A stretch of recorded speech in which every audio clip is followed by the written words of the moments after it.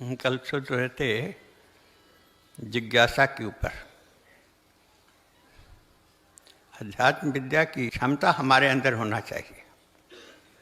उस क्षमता को विकसित करने की जो बात है, जिस शब्द का प्रयोग किया जाता है, वह है जिज्ञासा।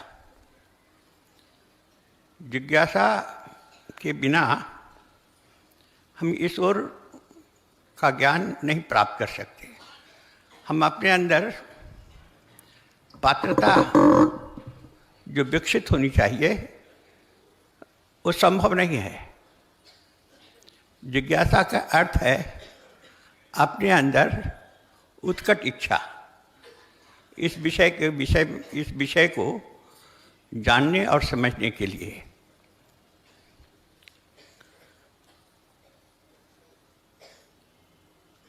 महाभारत काल में महाभारत का बड़ा युद्ध हुआ।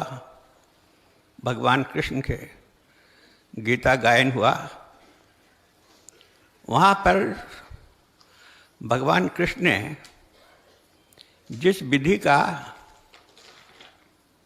प्रयोग किया वह था जिज्ञासा जागृत करने का।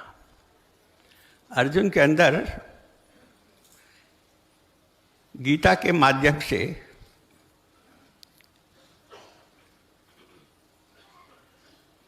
इसका प्रयोग किया।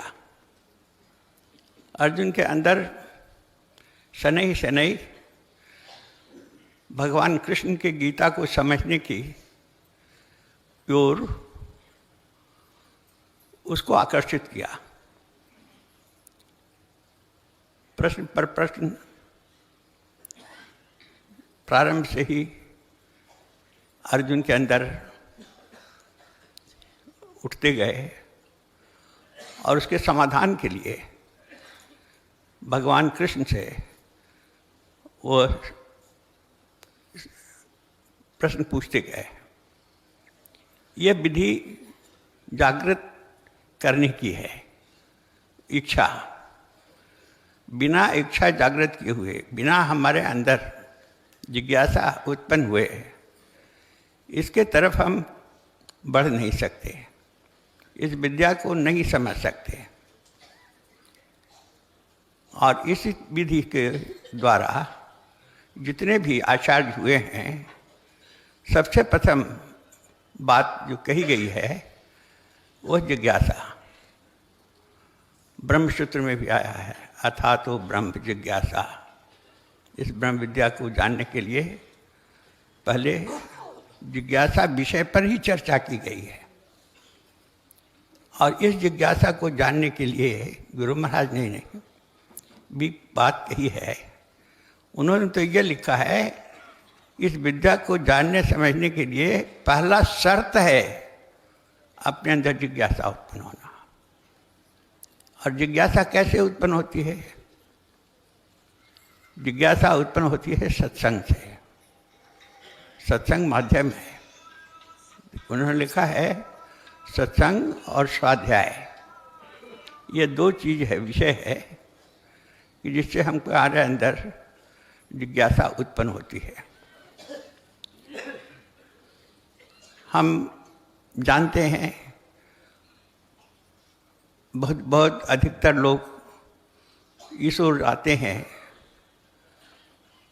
तो एक उनके अंदर में इस विद्या को जानने समझने की तो कम रहती है, लौकिक और अन्य विषयों के उनका ध्यान ज़्यादा रहता है। सत्संग में आते हैं तो थोड़े लोग होते हैं जिसके गहराई में उतरना चाहते हैं, जानना चाहते हैं कि आखिर है क्या। क्या हम अपना सारा जीवन ईश्वर लगा दें? इसको समझने के लिए बहुत समय चल जाता है, और बात जब समझ में आ जाती है तब फिर देर नहीं लगती है।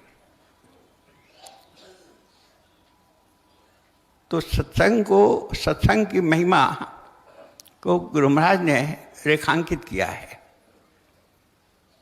सत्संग क्या है और कैसे है। जैसे हम सत्संग की ओर बढ़ते हैं, जो साधना बताई गई है, या जो हम जैसे आगे बढ़ते हैं, तो बहुत सारे विषय ऐसे आते हैं इसके अंतर्गत जो समझना पड़ता है। एक साधना है जिसको हमें समझना पड़ता है। फिर साधना के बाद कहते हैं गुरु महाराज कि साधना ही केवल एकमात्र नहीं है। साधना का तो विस्तृत विवरण गुरु महाराज ने जगह जगह लिखा है, लेकिन बहुत ज़्यादा जो जोर दिया है उन्होंने कि साधक को इस साधना को प्रातः और सायं करना चाहिए। और दूसरी बात जो उन्होंने लिखी, गुरु चिंतन, यानी यह अभ्यास वो साधना का जो हमें बताया जाता है। और दूसरा है गुरु चिंतन। हम गुरु से अपने को कितना समय जुड़े रहते हैं। 24 घंटे में हम गुरु से संबंध हमारा कितना बना रहता है। हमारी साधना का विकास, हमारे साधना की उन्नति, हमारे अंतर का विकास इस बात पर निर्भर करता है कि साधक कितना अपने गुरु से जुड़ा हुआ है, चिंतन करता है, उसका मन का तार गुरु के चरणों में लगा हुआ है, गुरु के स्वरूप का वह कितना चिंतन करता है। इतनी ही सी साधना में उसको जीवन में सब कुछ, इसी जीवन में सब कुछ प्राप्त हो सकता है और होता है। हमारे महापुरुष इसके उदाहरण हैं। कई महापुरुष हुए अगणित, कुछ तो प्रकाश में आए, कुछ प्रकाश में ना आए, ये अलग बात है, उनकी चर्चा नहीं होती है। चर्चा तो उन्हीं की होती है और होनी चाहिए जो हमारे पथ प्रदर्शक है। यो हर एक कोई पथ प्रदर्शक है, लेकिन मुख्य रूप से जो हमारे पथ प्रदर्शक हैं उन्होंने भी इस साधना की भूरी भूरी प्रशंसा की और यही कहा कि यदि अपने इसी जीवन काल में इस विद्या का लाभ लेना चाहते हो जीवन जीने के लिए, तो इस साधना का अभ्यास करो जैसा बताया गया है और गुरु से अपने को जोड़ के रखो। बस काम पूरा होने में देर नहीं लगती। फिर सब अपने आप हमारे अंतःकरण में गुरु उड़ेल देते हैं और उसकी पात्रता बन जाती है। फिर इस विद्या का वह भी जानकार बन जाता है। हम सबों का यह बड़ा भाग्य है कि ऐसे अवसर प्राप्त होता है। सब ओर से समेट कर यह अवसर होता है अपने को गुरु कदमे में अपने को न्यौछावर कर देना। तब फिर नहीं तो उसी अर्जुन की भांति हमारा झुकाव उसी तरफ आ जाता है।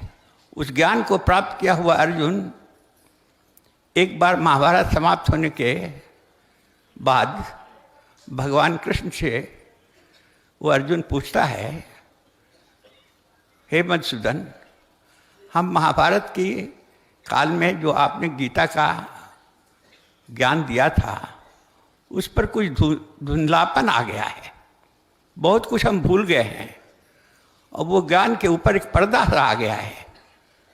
मैं चाहता हूँ यह तो वो समय है कि जब महाभारत समाप्त हो गया, हम लोगों का सब चीज़, हमारे अच्छे दिन आ गए, अच्छे से रह रहे हैं, क्यों ना आप एक बार उस गीता ज्ञान को मुझे सुनाएं आप। तो भगवान कृष्ण ने कहा अर्जुन से कि अर्जुन, मैं अभी उस ज्ञान को, उस गीता को बताने की अवस्था में नहीं हूँ। भगवान चाहते तो यह कह सकते थे अर्जुन को कि तुम सुनने की अवस्था में नहीं हो। गीता का ज्ञान जिस समय हमने बताया था वो अवस्था ऐसी तुम्हारी थी कि जो तुम अपने को ये निश्चय नहीं कर पा रहे थे कि मुझे जीवन में क्या करना है। उस समय तुमने हमको जो मार्ग दिखाया वो तुम्हारी जिज्ञासा थी, उत्कट इच्छा थी, इसलिए तुम पूछते गए, मैं बताता गया, तुम उसको पकड़ते गए, ग्रहण करते गए। तो इस तरह से करते करते आज के समय में हमारे अंदर न तो इच्छा है, हम उस अवस्था में नहीं हैं, और न तुम्हारे अंदर वो इच्छा जागृत हुई है जो गीता के समय जब सुनाया था हमने। अर्थात हम जब यहाँ आते हैं, कहने का आशय यह है कि हमें इतना ही करना है जो सत्संग में बताया जाता है। यह चीज़ वैसी है, अभ्यास और जो गुरु चिंतन की बात, कि जो हमें एक जिज्ञासु भाव में साधक जो होना चाहिए, उस भाव में साधक रहता है, और वही भाव उसको अंत तक ले जाता है। हम सब उसी के लिए यहाँ आए हैं। बड़ा सुंदर अवसर है, सौभाग्य की बात है। अब हम लोग उसी